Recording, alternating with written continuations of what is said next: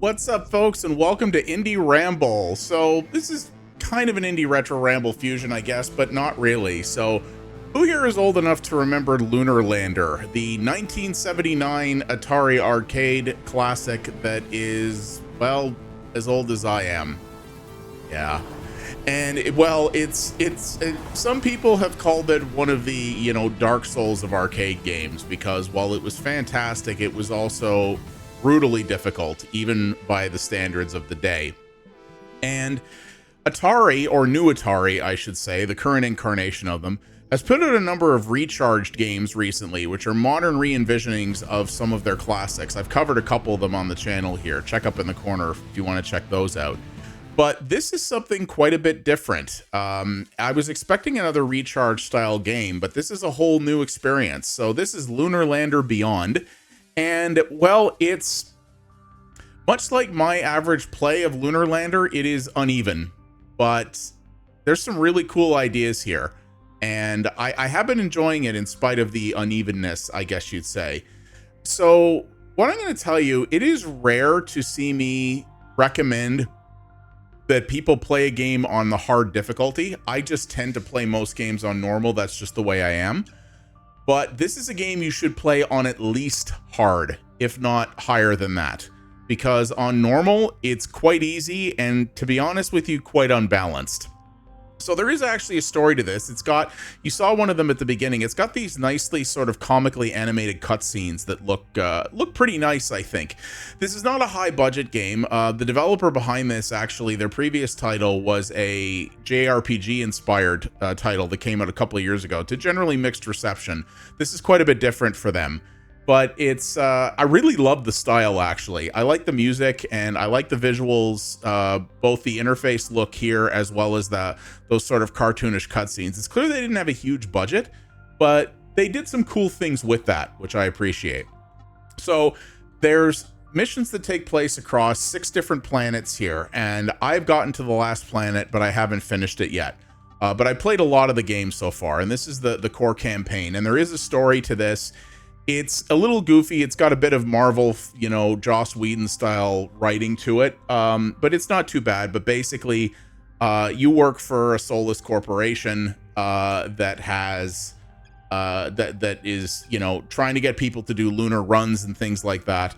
And a MacGuffin goes off in the universe, and a bunch of black holes and stuff happen that kind of screw everything up. That's the basics of it, effectively. And you have to run different missions in order to complete the story and facilitate, ultimately saving humanity, I guess you'd say. There are a bunch of different characters in this. You start off talking to Hera here, which is an AI. All of these little sequences are voice. You'll eventually meet some other people. They all have their own distinct personalities. There are often clashes between them. The voice acting's not bad. It's very obvious the actors weren't in the same room together. And a couple of the characters I definitely like more than others. But it's not bad for an indie title. And you can skip all this if you want. It's not that important. In a screen like this, it looks a little bit like a visual novel, but it's not. it's very much not.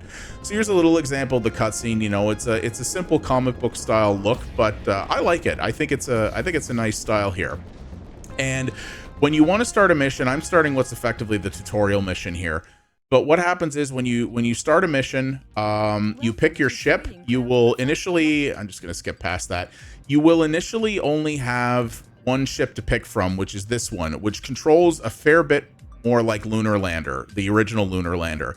So it's a very physics-heavy game. There's inertia involved, Newtonian physics, basically. You have to turn the ship the direction you want to go, and you press, I'm playing with a controller, you press the trigger in order to give yourself some gas, and you have limited amount of fuel, limited amount of damage that you can take, and later on you will also have pilot sanity, which I will show you a little bit about. That's where things get a little bit interesting here. There's also, my head is above them, but you can unlock and utilize different abilities that you can assign to each ship, and they're assigned to face buttons on the controller. So in this case, I have a tractor beam, which lets you pick up items that you'll find in the world. I have a temporary shield thing, but as you can see, it burns fuel like crazy. There's also like a a stabilizer button which helps, you know, get your inertia laid out, things like that. But there's a bunch of other different options. So I'll actually back out of this because this mission doesn't really show you very much, but I'll back out of that to show you a little bit more about how this works here. So so you have your different ships here. Now I have 3 ships unlocked right now. There are 4 in total. I will talk about this a little bit more later, but this is where some of the balance issues come into play. But as you can see, you'll unlock a bunch of different kind of ability options, and you can assign these. They all have benefits and sort of detriments that come along with them. You can equip these to the ship to use it as you wish. Every mission that you go through, you'll see here, has rankings. So bronze, silver, and gold. You don't have to achieve a certain rank in order to complete a mission, but if you can get the better goal, you'll get more money. Now, this is where things get interesting, because over the course of the game, you will also rescue different pilots. And as you can see here, all of these pilots have different abilities and traits. These will level up as you do more landings with them. You can go back and do older landings as much as you want, and you'll continue to get rewards for them. So if you want to grind certain pilots up to a higher level, you can choose to go back and do that if you want. Generally, I found it's not necessary, but you can. If you fail a mission with a pilot, they'll lose a little bit of experience. Not very much, at least at this difficulty. But if you want to play on higher difficulties, you can either have them take larger penalties, or on the highest difficulty, this plays almost like a roguelite, where if a pilot dies, they're dead, and that's it for the rest of your run. It's much more hardcore mode. To be honest with you, that's probably the way I'd recommend playing it. But to complete all the different missions, you have to do these different objectives, and you have to complete the missions in a certain amount of time in order to achieve gold, silver, or bronze. And there's different ways to do that. And in basically every mission, you have credit pickups that you can get like this. There's also pickups that will help heal your ship, help heal your sanity, help get you bonus health, things like that. They're all optional. None of it's necessary. The credits in this are kind of a weird thing, because all the upgrades you get, you discover. You don't have to buy anything in this. The only thing you generally use credits for is treating your pilot's sanity. And again, we'll go over that and what that involves. But there's literally an achievement in this for beating the game without spending any credits whatsoever. And it's not hard to do, because I'm near the end of the game, and at least on normal difficulty, I haven't spent anything yet because I haven't had to. There's really been no necessity for it, and that's a little strange. That's where I find the balance on anything but the higher difficulties makes this game kind of crazy simple, which is funny, because if you're gonna make a new Lunar Lander, you don't want it to be stupid hard like the old Lunar Landers. Like Lunar Lander, the arcade game, is obscenely difficult. It was, even by the standards of arcade games that are designed to suck as much money out of your wallet as possible, the game was viciously hard. And a modern version of that is not going to appeal to a big enough audience to make it a success with anything other than a shoestring budget, right? So I understand that they had to make it more accessible and easier. But at the same time, they kind of trivialize some of the aspects of this, like the credits and like a lot of the different things that you can get. Like if you could unlock different power-ups in the game, but then have to purchase them to be able to use them, that would make total sense, and it would really encourage you to go out and spend your time trying to farm these credits. Because if you want to farm all the credits in an average mission, you're not going to get gold on it. You've got to basically skip all the optional stuff and really motor if you want to get gold on everything, right? But the incentive with that would be, well, you get a whole bunch more credits. Cool. But you gotta give people a reason to use them, right? Which they don't really here. And also, there's very little stakes. If you fail a mission, you can just retry it. And some missions have checkpoints in them. And if you abort a mission, you do take a penalty, but it's, again, at this difficulty, it's effectively nothing, right? that little thing is that little lightning bolt is a fuel power up there. So here's one where I have to land in order to rescue this person. So we're going to do that. This is an actual named character that will be part of the story. So you land, you get them. And whenever you land at one of these pads as well, you refuel, and there's no limit on that. So we're just going to skip all this here. And that was that mission. So you get the idea, right, for that.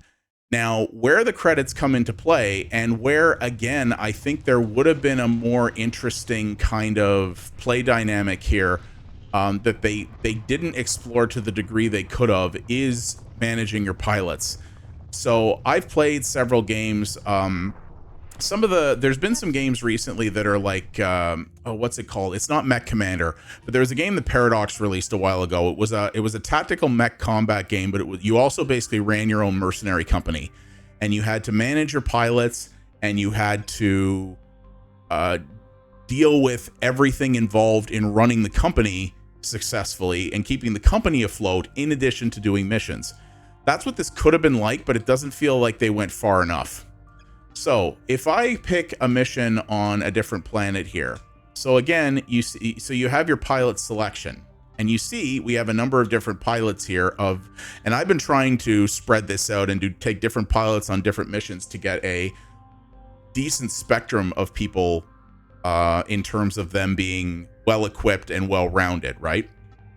And a lot of these are pilots that you can rescue throughout the course of the game, optionally in missions. You won't necessarily get them all. Funny enough, I got an achievement saying I'd rescued all the pilots, but I have one missing here, which is a little strange. But you're going to see, so they have experience, which again, you can grind by doing previous missions over and over again, but you're going to see here that they have a stress meter. You might be wondering what that is. Well, that's where the game gets really interesting. I'm also going to take this opportunity to show you one of the game's major balance problems, which is right here. This ship right here, the Dragonfly. Why? Well, you'll see. Let's skip this story bit. That is because this ship is stupid simple to fly. Now, it's slow compared to some of the other ones at full tilt, but it turns on a dime, as you can see. It kind of looks like an ornithopter from the Dune series, to be honest with you. And you can see how easy this is to control. You can do old missions in this and get gold without even trying. And on some of these later missions, it's a little harder, especially when it's not as fast as some of the other ships. But this is far and away what you want to use, to be honest with you, because even in a few missions where speed is key, they're all beatable with this. Now, will you get gold on them? Not necessarily, but you can get gold on a lot of missions using this ship. It's kind of trivially simple. And I found it very odd how simple they made this, and how once you unlock this ship, you can use it in any mission you want. And it has its own series of power-ups and abilities that can make it even easier to play with. And it's just peculiar to me, because this makes the whole experience so much more easier than I think they were aiming for. But let's talk about, if you've been watching here, what you've been seeing along the way. So you've been seeing all these weird status effects that have, or not status effects, but visual effects that have been going on here. Weird, like crazy mouths appearing on the screen and other weird stuff happening. Well, you're going to see down there in the third meter that we have fuel, we have ship health, and the bottom purple one is what's called sanity. And because the idea behind this, in the lore of this game, is that doing lunar landings is basically the most stressful job in the universe. And every time you take damage or accidentally hit something, your pilots get stressed out. And the more stressed they get, the more insane they get. And I never did a video on this game, but it was a really fun game from last year called Dredge, which was like a fishing game combined with weird Lovecraftian horror. If you played the game, you're nodding your head right now, because that's clearly what this is aping. And I say aping in a good way. Oh God. Well, insanity indeed. But I say aping in a good way because I loved what Dredge did with sanity and stress. You would start to see weird things happening in the world, and weird new like apparitions and things would start appearing that could actually harm you and really screw with you if you weren't careful, and could confuse you into thinking things that were to your benefit were not. And that's what this does. The more insane your character gets, not only the more weird stuff you start seeing, like weird eyeballs appearing in the middle of structures, but there will also be things that happen, like, for example, a place where a power-up is located in the world. It will sometimes replace things like mines and make it look like a healing item. So you go to pick up that healing item and all of a sudden you went over a mine. Little things like that to screw with you. It never does it in a permanent way. So what I mean by that is that you can, if you see, you know, a mine that's been replaced visually with a healing item, if you wait a few seconds, it will clear. But don't forget, this is a game where they want you finishing the missions as fast as possible. So that gets a little bit interesting. Now, as you get to a certain level of sanity, you're going to see it over there on the left side where all those fuel power-ups are. There's a pill in the middle. So pills will appear as power-ups that you can pick up in the world to heal a little bit of your sanity, but only until you get to 50%, and then they disappear. Otherwise, the insanity sticks around. And if you get fully insane, I'm going to see if I can pull it off without dying here. But if you get fully insane, see if I can do it. There. You either have to find a big red pill really quick in order to take the insanity off, or things like this will happen. You will start seeing large pink elephants coming towards you and other such things. Don't play with the pink elephant. The pink elephant will wreck you. And so, for example, let's see if we can go say hi. Yeah, it really, really hurt, as you can see. So you don't want to mess with the pink elephants. But you can see here, there's big red pills here. And if you take those, they don't heal a lot of your sanity, but they take enough of it away that, or they take enough of the insanity away that, you know, you won't have the pink elephants coming after you anymore. This is a really neat mechanic that I don't feel is often used to its fullest. I do think that's oh boy, I can't believe I survived that. Holy jeez. So this is a thing that it's a mechanic that I feel doesn't necessarily get used as much as it could, because the only thing that damages your sanity is also damaging your ship, which is the thing you want to avoid in general. I think there was a potential for them to do something with that mechanic where, you know, certain events in the game that were unavoidable, or certain story beats or things like that, would just cause more insanity, and you get to the point where you have to deal with that, where you have to manage that in order to it's never forced upon you. If you fly well, it's never forced upon you, right? And I feel like some instances where sanity becomes a real core part of the gameplay would be really cool. Now, you see, because I failed this mission, the pilot's not gone, but they're freaking insane now. The way you deal with that is through what's called pilot healthcare. And this is where your credits come in. This is where it's also trivially easy to not spend any credits. So if I want to heal this person, I have a couple of options. I have psychological counseling, which funny enough costs nothing. I tell you what, my therapist I wish cost nothing. And this is supposed to be in like some oppressive universe where corporations run everything and everyone is treated like crap. I tell you what, I wish I could get my psychological counseling for $0. But nonetheless, and when you do that, the pilot becomes unavailable for a certain number of missions. There's also an option here called neural reprogramming, which allows you to re-roll your pilot's most recent trait. I've never seen a need for that ever, to be honest with you. And this option here allows you to basically insta-fix the pilot's sanity for a good chunk of change. But if you do psychological counseling, the pilot goes out of service for 4 missions, so they can't be used anymore, but it costs you nothing. And the thing is, that's any 4 missions. If you want to just take another pilot, go back, quickly do the tutorial mission over 4 times in a row, bim, bam, boom, your pilot's back, right? You don't have to do new missions and progress the story and put other pilots at significant risk in order to heal that one. It's trivially easy to game the system, is what I'm saying. And, you know, all of these pilots have different traits in that, and they have these cool portraits, but none of them have any personality. These pilots don't interact with each other in the game, and you can see some of them are just slight alterations on the same thing, but you don't talk to them. They're not part of the story. They don't interact with other characters. They don't fly different. That's another thing that could be interesting. Like if they could say there were pilots who are better attuned to certain ships, so that if you want to get the best advantage of the pilot, you have to use a certain ship, or they make certain ships more controllable, or they change the flight model of certain ships depending on the pilot. There's none of that. Every ship flies the same, no matter which pilot you're using.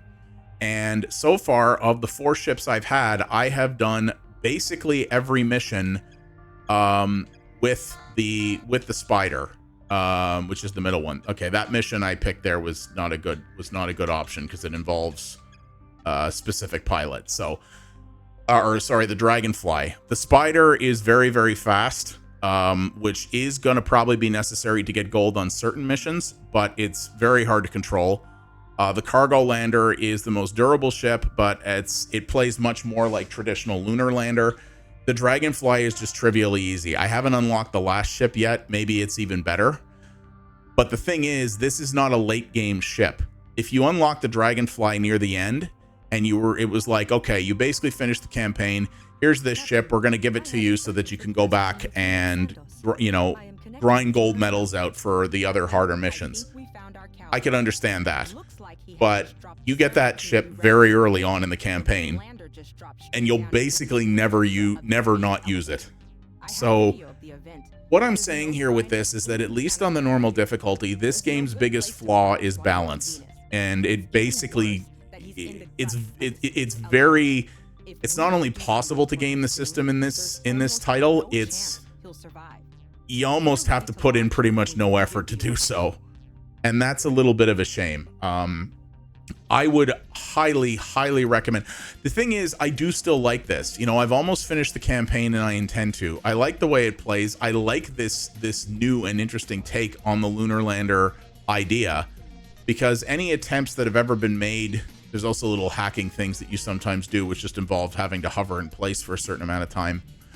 The idea of Lunar Lander has always been really cool, but most attempts at it that we've ever seen made have just been remaking the arcade original, which is just the simple score-based, unbelievably stupidly hard type of idea, right?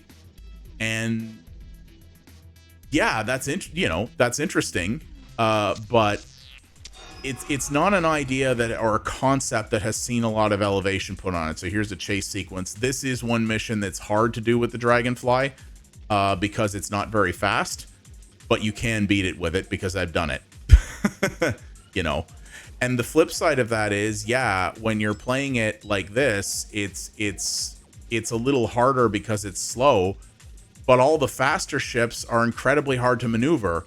So if anything, it's still harder with the other ships because they're so hard to keep at high speed in a proper straight line that you're kind of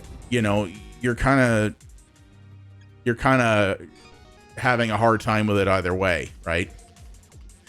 And I just think that's the main problem with this. I love the idea of taking Lunar Lander and giving it a story, and they did, and it's not bad. Is it going to win any awards? No, but that's not what I would expect. It's fun and goofy, and it doesn't take itself seriously, and I like some of the characters. Sandoz is the one I could kind of take or leave.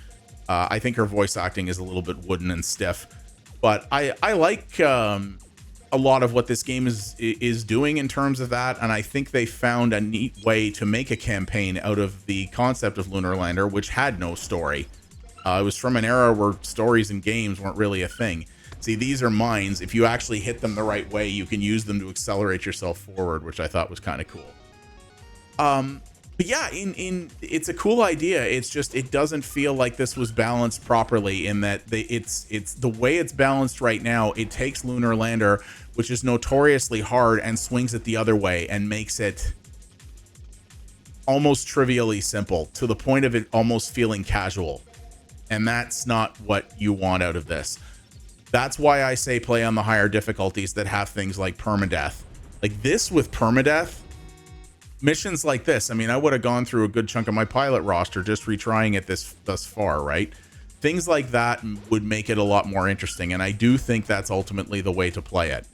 As it is right now, the campaign will last you probably, if you're playing it on normal, will last you probably about 5 hours. That's what it's taken me. That's about where I'm at. I will land, I think, 5 to 5.5 by the time I'm finished it. And it's got great presentation. It's got great style and great ideas. It's just not, and there we go. See, I beat it.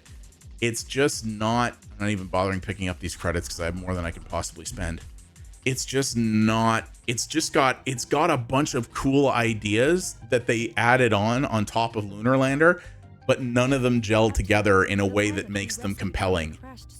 They integrated all the ideas, but they made it so that there's no, at least on this difficulty, there's no real stakes there, and there's no real need for you to put the time in to really carefully manage your pilots and really carefully manage their mental health and make sure you have the exact right ship configured for the right mission, and, you know, really have everything finely tuned. It's just, you can just kind of keep throwing things at the wall until you find what works, and there's really not a lot of penalty for it, and that's a bit of a shame. But it is a cool concept. So here's the different difficulties. This is what I'm on now. So on hard, increased fuel consumption, damage received. Pilots get an XP penalty, which they do on normal too, but I think it's higher there. It costs money to retry missions.